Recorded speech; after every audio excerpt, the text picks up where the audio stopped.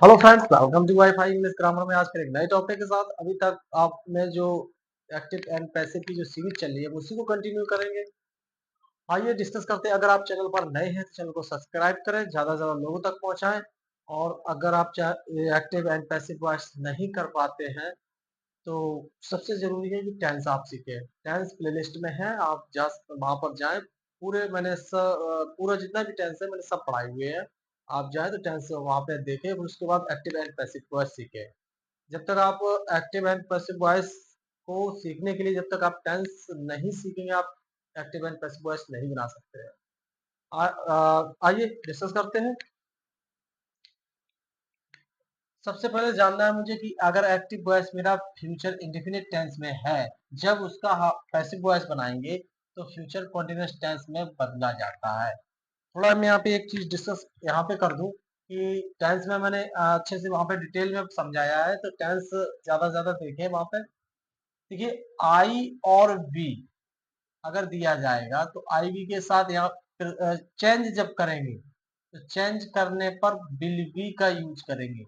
और अदर जो सब्जेक्ट होते हैं, अदर सब्जेक्ट मतलब इन दोनों आई और बी को छोड़ने के बाद विल बी का यूज करेंगे। इसमें विल बी का यूज करेंगे। हम इसी के लिए एक रूल लिखते हैं यहाँ पे। एक्टिव एंड पैसिव वॉइस को चेंज करने के लिए सबसे पहले मुझे रूल की जरूरत होती है। तो सबसे पहले करेंगे क्या हम, सब्जेक्ट आएगा मेरा। सब्जेक्ट को लिखने के बाद यहाँ पर अगर मेरा सब्जेक्ट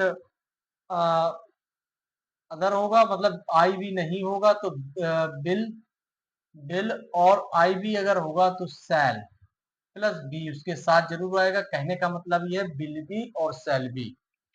मैन वर्ब जो आएगी आपकी यहाँ पे थर्ड फॉर्म का यूज करेंगे। कोई एक्टिव एंड पैसिव वॉइस में पैसिव वॉइस जब इसका हम चेंज करते हैं तो हमेशा थर्ड फॉर्म का यूज करते हैं।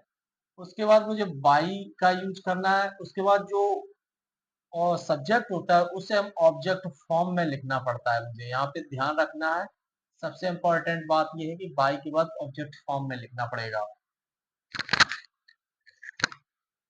आप लोग नोट कर लीजिए, तब तक मैं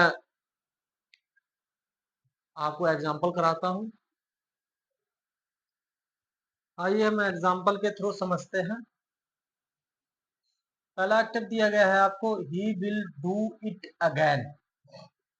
मुझे वर्ब जो मेन वर्ब होती है उसके तुरंत बाद ऑब्जेक्ट दिया जाता है, हमें उसी से बनाना है। ये टाइम है, कोई अगेन तो टाइम से नहीं बनाएंगे। अगेन का मतलब होता है बार बार। तो मुझे सबसे पहले इट दिख रहा है। पैसिव जब भी बनाएंगे तो इट सब्जेक्ट की जगह पे लाना रहेगा मुझे। इट इट आई भी तो है नहीं, अदर सब्जेक्ट में आता है, तो इसके साथ हम क्या यूज करेंगे, विल। और कॉन्टिन्यूअस में यूज करेंगे उसके साथ विल बी का भी यूज करना पड़ेगा। डू का थर्ड फॉर्म हो जाएगा डन। थर्ड फॉर्म का यूज देखो रूल में भी बताया गया है, यहाँ पे थर्ड फॉर्म का यूज करेंगे डन। आप चाहे अगेन यहाँ पर भी यूज कर सकते हैं या आप बाई के बाद भी यूज कर सकते हैं। बाई ही का क्या हो जाएगा, हिम। तो it will be done again by him. दूसरा सेंटेंस है, the wood cutter will cut the trees today. तो इसे चेंज करेंगे। मुझे वर्ब कट है, कट के बाद देखिए यहाँ पे ऑब्जेक्ट दिया गया है, तो सबसे पहले यूज करेंगे द ट्रीज।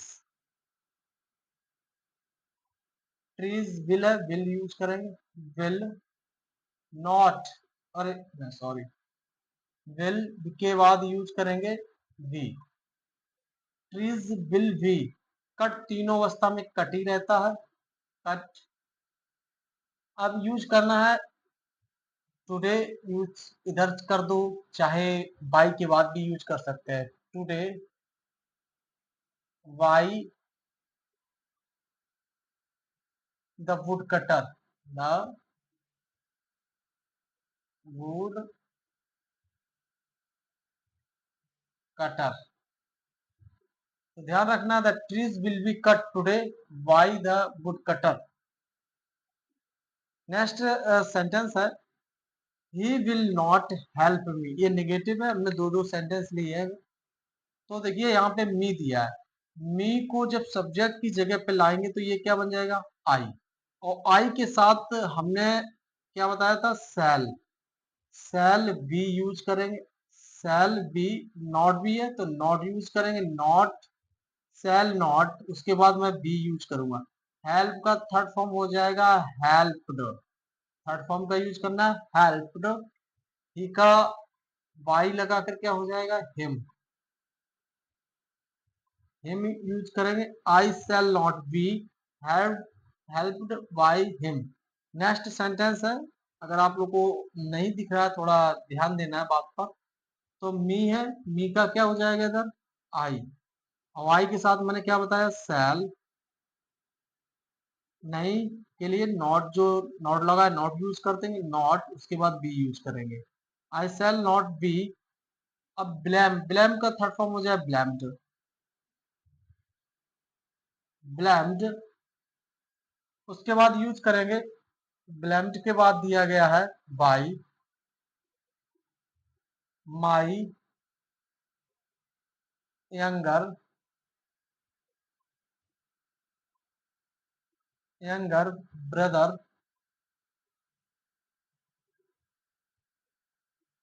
तो I shall not be blamed by my younger brother. आप लोग नोट कर लीजिए।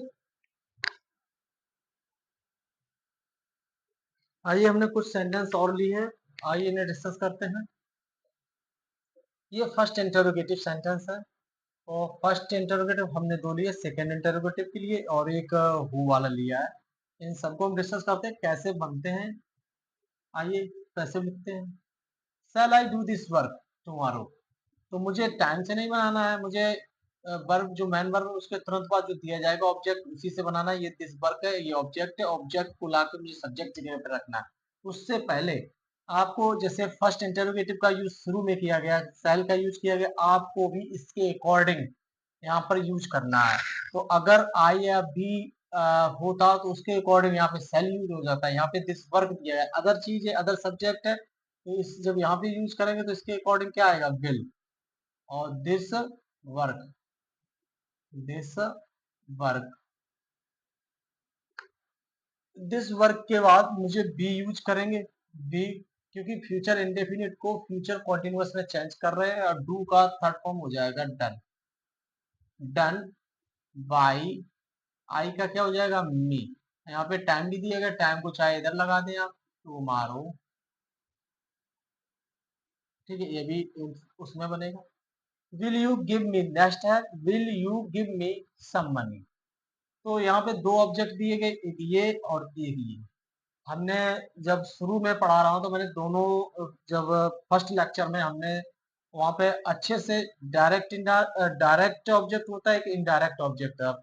तो हमने दोनों से बनाकर दिखाया है, वहाँ पे आप चाहें तो वहाँ पे देख सकते हैं। तो मैं यहाँ पे एक से बनाऊंगा। तो सबसे पहले करूंगा मी। मी क्या है, वर्ब के तुरंत बाद ऑब्जेक्ट है, मी का क्या होता है, आई। और आई के अकॉर्डिंग क्या यूज करेंगे शुरू में, क्या की जगह पे, शैल आई।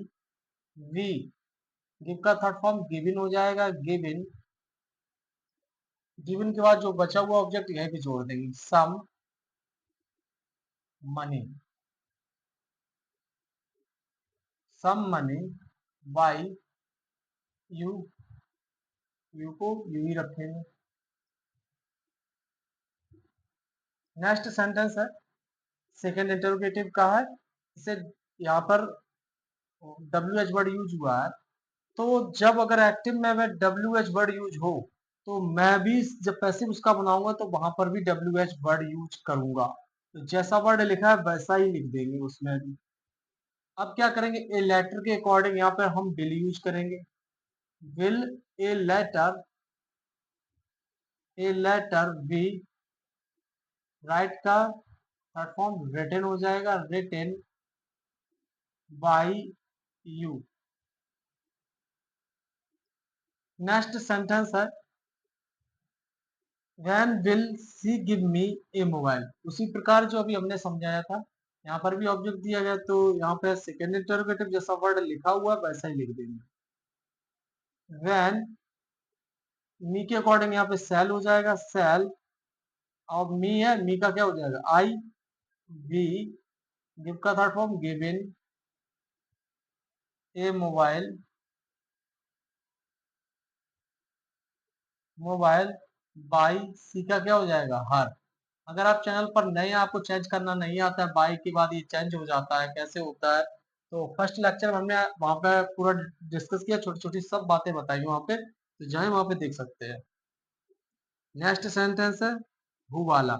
हु वाला कैसे बनता है, ये टू टाइप्स है, हमने और आगे उसमें उसी में हमने डिस्कस किया था फर्स्ट लेक्चर में, आप जाए वहां पे देखें। तो यहाँ पे हम हु को सिर्फ ओनली बाई हुम में चेंज कर रहे हैं, बाई हुम,